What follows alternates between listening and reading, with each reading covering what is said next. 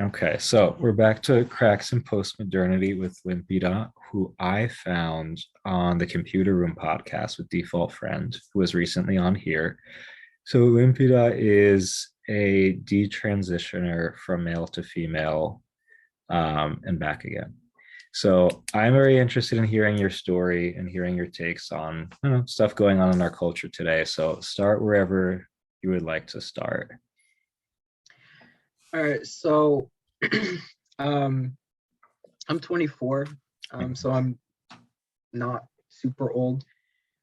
Back in high school around 2012, I started to get introduced to Tumblr a little bit, Okay. and around 2013, after spending about a year in some, the usual Tumblr fare, all the weird sexual labels that they have, all the weird trans labels that they have.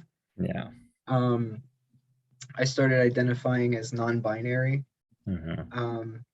And then once I was a senior, I decided I was not non-binary. I was just a trans woman, so to speak.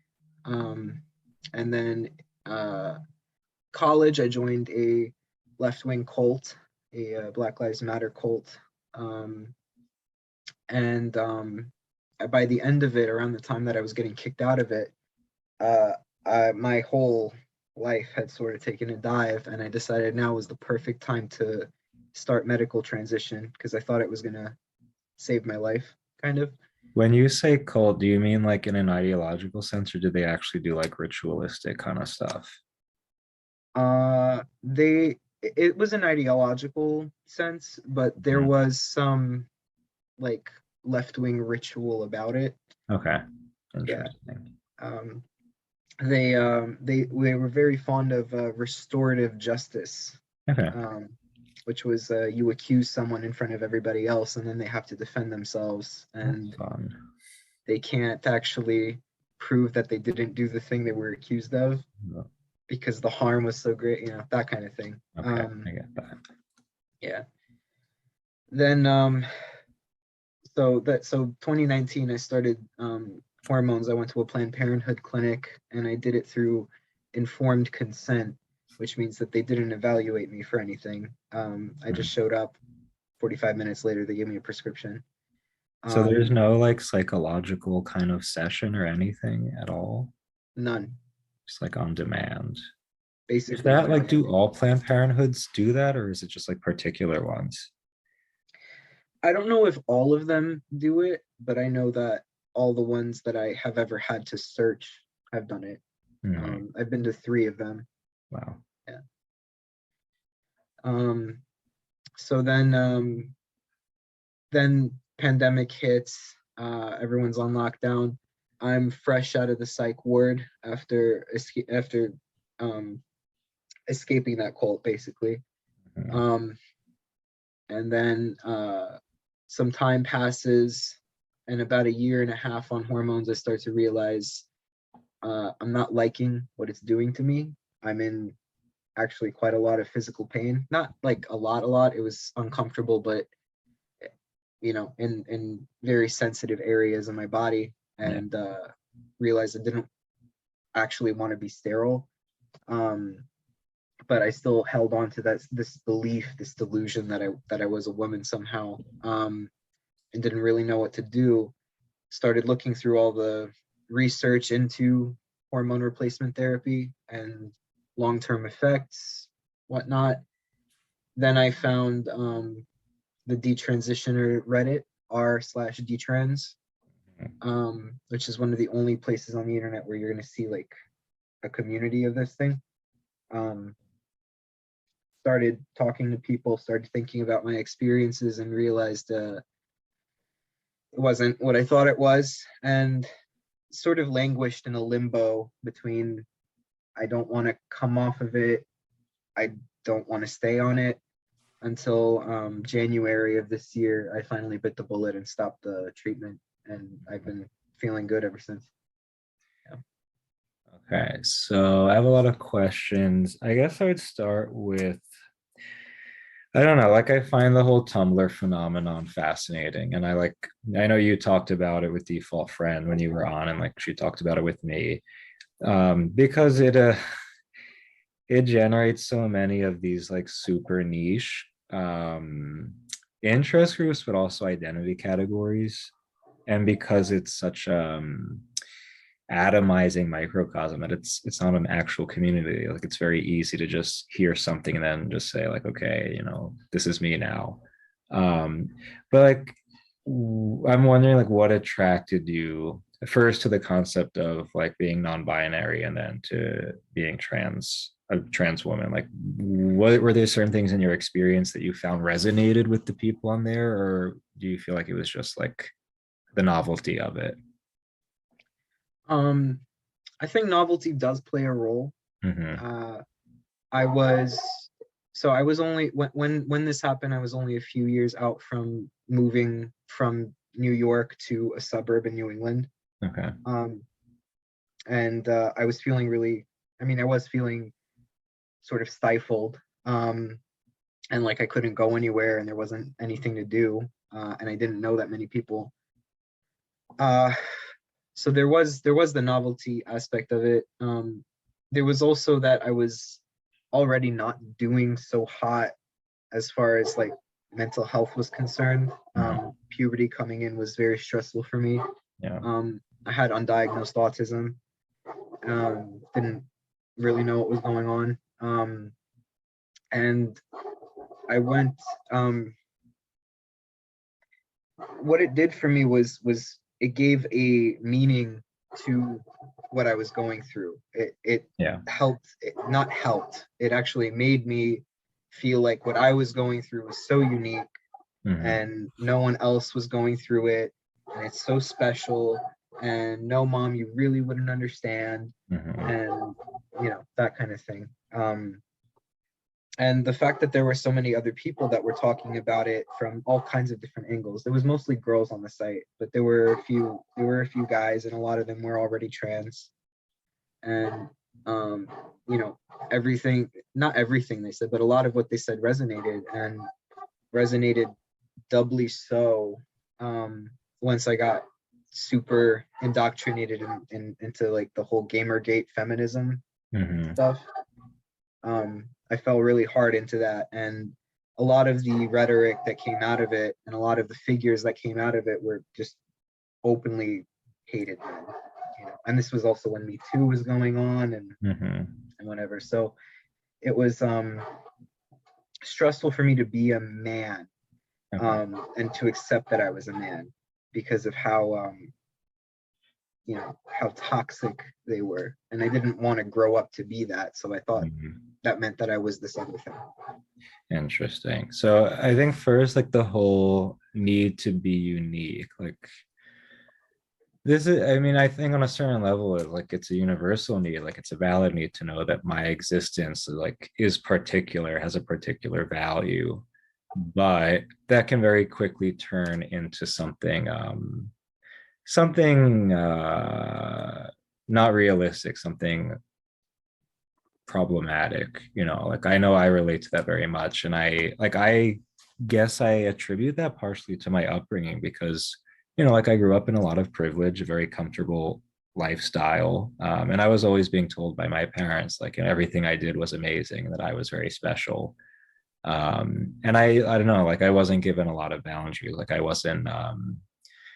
was rarely corrected, and if I did, it wasn't there was nothing predictable or like systematic about it. So like I very much latched onto this uniqueness complex because I thought like this is what validated me, that I'm not like other people. So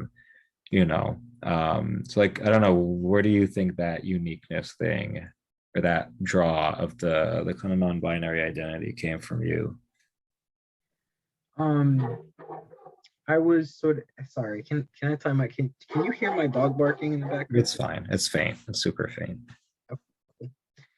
Um, so the uniqueness draw, I being that I was autistic, and I hate to like bring too much of that into it, but it Mhm. mattered at the time. Uh, I kind of had a very weak self-concept. Mm-hmm. I didn't have a very strong internal locus either. I had a similar upbringing to yourself. Mm-hmm. Um, you know, privileged background. Um, being told that everything was great, but the only reason everything was great was if I like did good work. If I slipped at all, I was immediately like the worst kid in the world.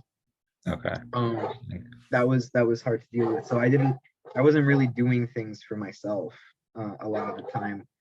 Um, and by the time that I was doing them for myself, um, I there were already like I was so stressed out about performing Mm-hmm. that it was hard for me to accept it as a part of myself, because if I failed ever, then it meant that um, this is not really me, you know. Um, the other thing too, with the non-binary, like, is with this poor self-concept, I tended to mirror other people a lot.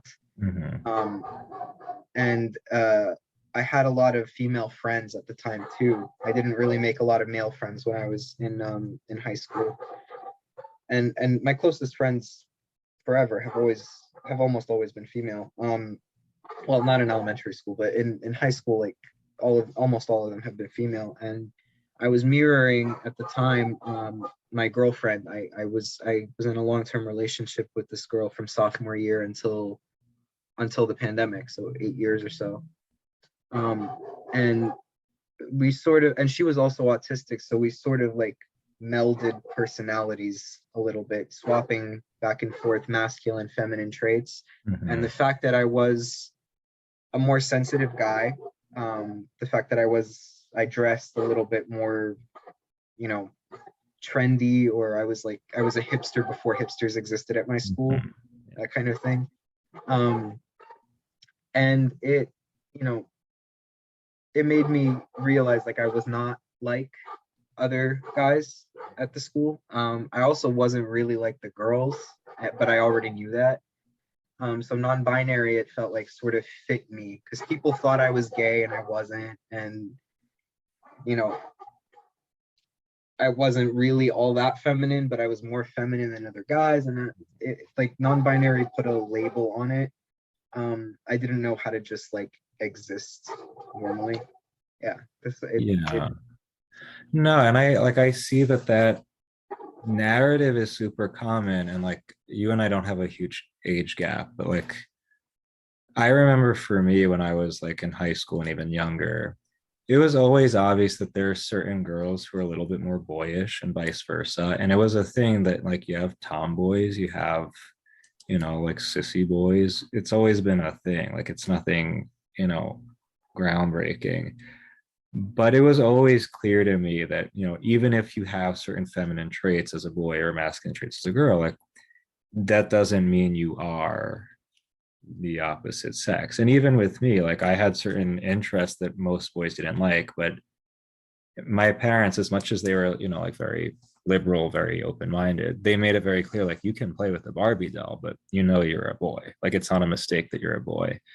And there are moments where I was like, but people make fun of me. Wouldn't it be easier if I were a girl? But like it was always made clear in a very gentle way, like, okay, but you're just a boy who has different interests. So I'm wondering, like, why do you think this narrative is changing? Like, why are we moving away from like, oh, some people are tomboys to no, you're actually non-binary or you're trans? Like, where do you think this is coming from? um, I think there's a lot of different places where it's coming from, and it sort of converges into the all-consuming like gender identity narrative. Mm-hmm. Um, I think on the one hand, like if you look at it through ideological spread, a lot of it is from trying to be more progressive, trying to sort of eliminate some of the boundaries between male and female so that it's more egalitarian, Mm-hmm. or rather more explicitly feminist. Um, and the other part of it is also like the political interests or the economic interests of Yeah. the doctors and the academics especially, like they have to keep coming up with new theories, like that they just build off of ideas that are already pretty solid to the point where they're so abstracted from reality that Mhm. it's hard to take them seriously, but that's what they have to do in order to stay published, in order to stay relevant. The doctors, of course, I mean, there's a lot of money to be made from giving people hormones that damage their bodies. Mhm. Because you make someone a lifelong patient and then they have to keep coming back to you no matter what. Um, so it's some of that, and then there's also there is a conservative aspect to it too, where there are some evangelical parents that can't handle the fact that they have gay kids, Mhm. and so they just trans them. But Really it has, do that? yeah, they do I that. don't. I mean, I Sometimes. don't know that many like neocon evangelical people, but from what I understood, like being trans is like way worse than being gay. I don't know. For some, for it Yeah. depends on where they are. I know that in Texas, it's somewhat popular to do that. Interesting. It depends on the church too, a lot of the Yeah. time. Okay. Um, but it's also there's also one other avenue, which is just like the Munchausen mom mentality, which is usually the Munchausen moms are more liberal, and they want their kid to be the most oppressed, Okay. and like, oh, this is such a tragic thing for the family, but we're pushing on, that kind of thing, Okay. for narcissistic supply. Mm, yeah, and also I definitely think people fail to look at the socioeconomic, political implications of fostering this more fluid sense of gender because it does further the, I guess, the power of, I think the state, but also again major corporations. If we can erase certain natural boundaries, then like there are less inhibitions to creating this identity of consumer, but also I think with in terms of like state political power, if these natural boundaries are intact, like you have certain buffers against illegitimate uses of power by the state.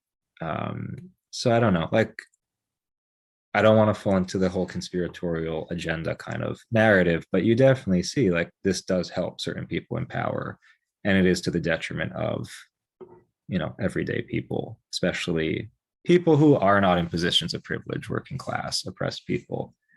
Um, but I also, I mean, if you're comfortable with it, I would want to hear more what you see in the overlap between the autism spectrum and dysphoria trans phenomenon in general. Because I keep seeing this time and time again. So like I want to know for you, like how do you see that? Sure. So the first like noticeable thing about autism is the failure to pick up social cues, and Mhm. you know um, facial expressions. You take things very literally too. Sarcasm can be kind of hard. Irony can be kind of hard. You tend to take people at their word, so you don't really like, your instinct doesn't go to check whether what someone is saying is true or not a lot Mhm. of the time, especially if there's emotivism attached to it. Yeah. Um, uh, Autists have very high affective empathy. So, like, if they see very high emotion in someone else, they will feel those emotions and mirror them. But Mhm. they have very low cognitive empathy. So, they don't understand the position of the person that is feeling those things. They don't understand, like, why they might be feeling those things, or why those feelings might not be appropriate for that time. Um, we have poor self-concept. Like I mentioned before, it's very easy to tell us what we are and we'll just take it on. We get very obsessive about things. OCD is Mhm. super common in autistic people, and actually like a lot of people that are like detransitioners call their version of it with respect to transition a TOCD, trans Mhm. OCD. because Interesting. you do obsess over every last part of your body. Um, and then on the neurological level, there's just two, like there's I don't know the actual like specific morphology of it, but there is a problem with how you um, assess sensory input. So you don't actually there's sort of no filter Hmm. between the sensory input and your rational brain. It just sort of comes in and Yeah. takes a while to mature to the level, if you ever do, where you can recognize like what that input is. So a lot of people have issues with like sound or with vision, sensations. Some sensations just feel completely wrong and to a painful degree. um I don't think that it's like best to just like coddle someone with autism and try to like let them avoid all those things. I think it's Yeah. best to like expose them to it, but at least that's what's been helpful for me. But the overlap is because like once you hit puberty, like that's a big change for a lot of people, like everybody basically. Yeah. Like it's significant. There's new feelings, there's new thoughts, there's new, your body changes, you're in kind of pain because you're growing. um Sex becomes something that people talk about. There are different like relationships between the sexes too. Once you hit puberty, you go to high school. For an autistic person, that can be extremely overwhelming, and it can leave you feeling sort of disembodied, um, because you already have this weak understanding of yourself and basic connection to your body and to your surroundings. And then once that starts changing all of a sudden and very rapidly, um, it can be it can hit you really hard. Yeah. um, and it you know it at that point, like if somebody's telling you like, oh well, the answer to all your problems is this thing, and you always know, you always knew you were different, you always knew you were a little off, well this is why, and this is why people bullied you too. Hmm. Yeah, and it's sad to me. I think on one hand, like you can definitely use the reality that there's is so much overlap between, gender dysphoria and autism as a weapon and be like, oh, look, like everyone who transitions, they're like, they're autistic, they have a problem, there's something wrong with them. But also on the other side, it's like, people are struggling. A lot of people decide to transition or to say they're non-binary because there's a lot of suffering, especially in social contexts. And rather than give people the tools to face that in a way that's concretely helpful, you're like, oh, well, here's your answer, is really a disservice to the person, and I think it's interesting what you said, that there is a lot of discomfort, there's a lot of fears that build up, and rather than like looking for someone who can help you to work through that, it's like, oh, let's like, shield you from that, let's create, this new identity that protects you from having to face it. um but then I'm also wondering, like, do you draw a distinction between rapid onset gender dysphoria and like actual gender dysphoria? Do you see them to be different things? um i I sort of do, sort of. I Mhm. don't think, well, the different, I think, all right, so ROGD, I would apply specifically to the cohort of um, teenagers and young adults that started to transition around the time that smartphones took off. Mhm. Um, because that really seems to be the main vector in the spread, is the spread of the internet. But as far as like real gender dysphoria, I mean, basically anybody who feels any kind of discomfort with um, their gender role or their sexual characteristics Mhm. has gender dysphoria. I don't actually believe that there is some cohort of people for whom transition is actually medicine or helpful in any kind of way. I think that's been fake from back when the science started almost a century ago.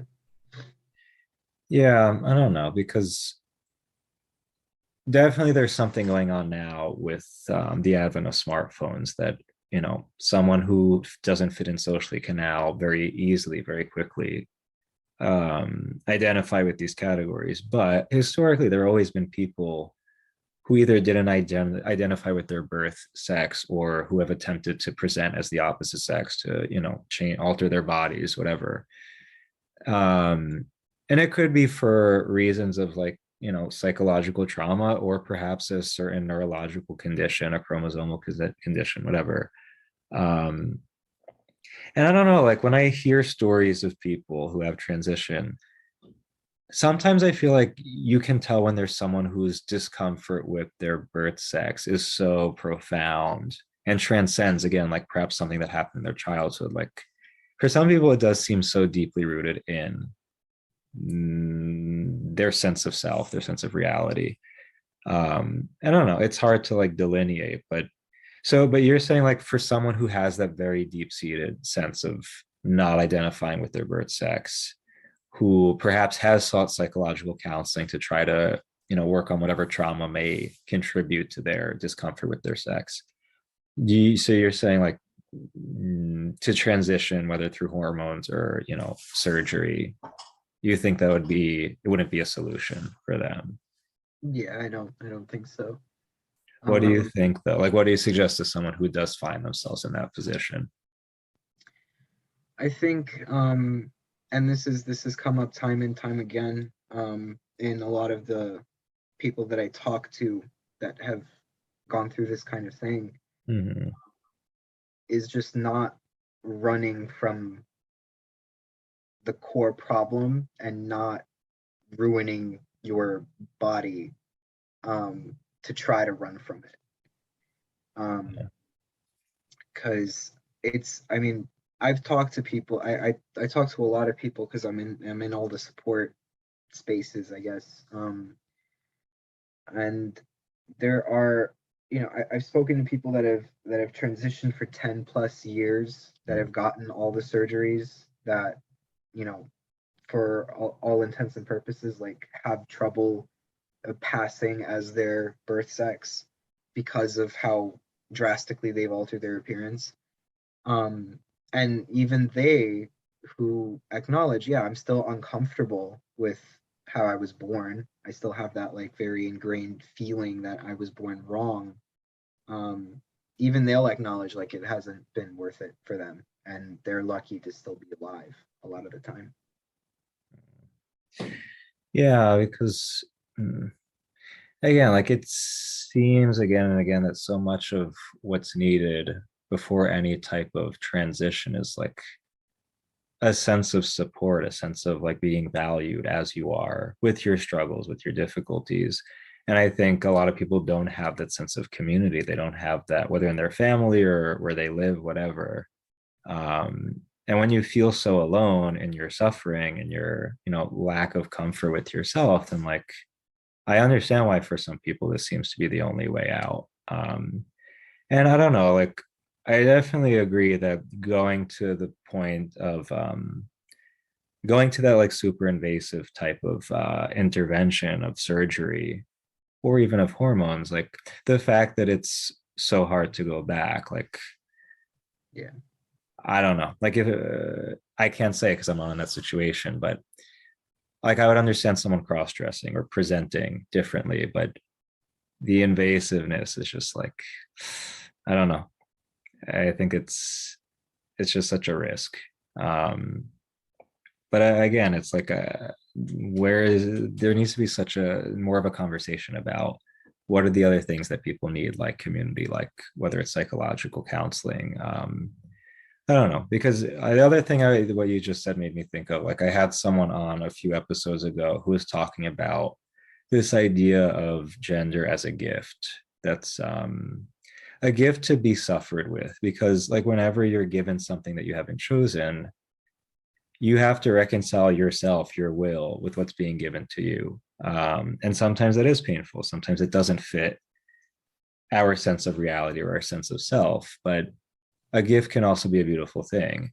But you need the tools to be able to reconcile what's been given to you, to recognize that, as much as, yeah, it's painful and it's not always comfortable, it doesn't always fit my sense of self well, like who I am is a gift, like who I am is valuable, and that's a journey. Like that's definitely not an immediate thing.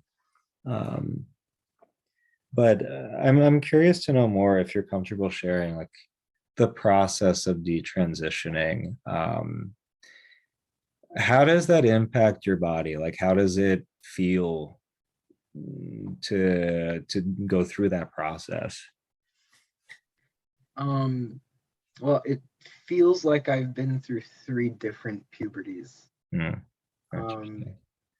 yeah, well, and two of them really fast as well. Um, well, the first thing that happened is I almost immediately started producing testosterone again after coming off of my I took spironolactone, which is an anti-androgen. It blocks the production. It stops testosterone from being produced in the body.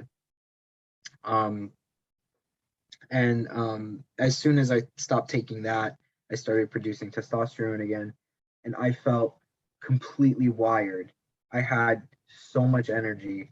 I was also incredibly horny, because that's also something that it does. Yeah. Um, I felt like I was on steroids. And within like a couple days, I noticed my hair, like my body hair, getting thicker. My facial hair came back in despite a lot of IPL treatments to try to remove it. Um, and my fat started redistributing too. But mentally, it was very difficult. Like just the mental, like what it does to your brain is actually pretty profound, because I found myself having repetitive, like psychotic episodes here and there. I was experiencing like some delusions prior to that. Like that, there's a reason I went to the psych ward in 2020, 2019. Um, and estrogen actually also, in males, it can cause psychosis as well. Hmm. Um, but coming like totally remapping my sex hormones like that did cause a massive identity crisis I wasn't expecting, because I had already like accepted, okay, I'm male, this is what it is, this is what I got to do. And there were, I think, two or three instances where I was just like swimming in fog. I felt like there was no um like there were no boundaries between me and any object in the room. And yet at the same time, I felt totally isolated from them. It's a really weird sensation. But apparently, I wasn't alone in that. Apparently, a bunch of other transitioners, especially if they've been on it for a long time — I was only on it for 2.5 years — they have also reported, like, yeah, you can have really bad breakdowns early in the detransition process if you don't know how to ground yourself and remind yourself, okay, this is what normal is supposed to be, you know. Because it just changes everything. And it's rapid, because normal puberty, it takes 10 years to complete, roughly 10 years to complete. um this kind of like these kinds of hormonal changes, like my transition took about a year for me to get to like peak like that, like about a Hmm. year, and there were going to be no more changes after that. And so that was me going through an artificial kind of puberty very, very quickly, a level of development that wasn't supposed to happen that fast, and it happened just as fast when I detransitioned. Hmm. um what was the other thing I was going to ask? So, do you feel like, as you're going through the process, like, did you feel supported Yeah. by other people? Yeah. Yeah, I had a difficult relationship with my family, in large part because of the trans thing. Mm, Um, but since I got out of the cult, even while I was trans, like they were supporting me. They wanted me in their lives and everything. And mm, once I decided I was going to stop, they, you know, continued to support me. My friends were supportive. I lost some trans friends, but it is what it is. Um, for the most part, like people have stuck by me, and that's not the most common experience, unfortunately. yeah. Yeah, no. And the other thing I think of is like, I see how many people become very reactionary towards the trans stuff that's happening right now. And it's like, on one level, it's understandable because the way that it's being pushed on young people who don't have the tools to think through it, like, yeah, it's very violent, it's very concerning. But my fear is that the reactionary rhetoric doesn't get to the root of what people really need. And again, it's like a lot of people feel isolated, feel not only disconnected from their identities, but from their bodies, like don't have the means to really make sense of like what is my body for, like what is its value. And I think a lot of it has to do with the way our culture is set up, that like the difference between male and female bodies, like it doesn't really, there's no clear like the way the society is set up, like there is no clear difference. Like there aren't tools to make sense of the unique gifts that our bodies have. So yeah, like you can attack trans ideology all you want. You can create all these bills to ban whatever from schools, whatever. That's okay. That's one thing. But until I think we address why someone comes to this conclusion, like I want to transition or I don't want to identify with my birth sex, I don't know. Like I don't think you do much service to people if you stay at this reactionary level, you know. Um, on one level, that's true. On one level, that's true. On another level, um, see, I always tend to view things politically, like in Mhm. terms of like how you get an advantage over someone else, Yeah. who is your enemy.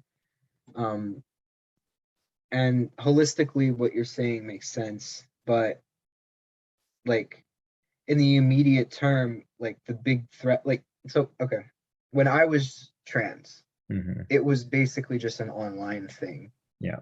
It wasn't in schools yet. It was just like students doing it to each other. It wasn't teachers Hmm. doing it. Now it's teachers doing it, Yeah. and they have the power to take kids away from their families. Um, Yeah. it's psychologists doing it too. I've had a few psychologists who specialize in other things, but would not do anything to question the trans identity. Like they were not permitted to, because of how the law was set up.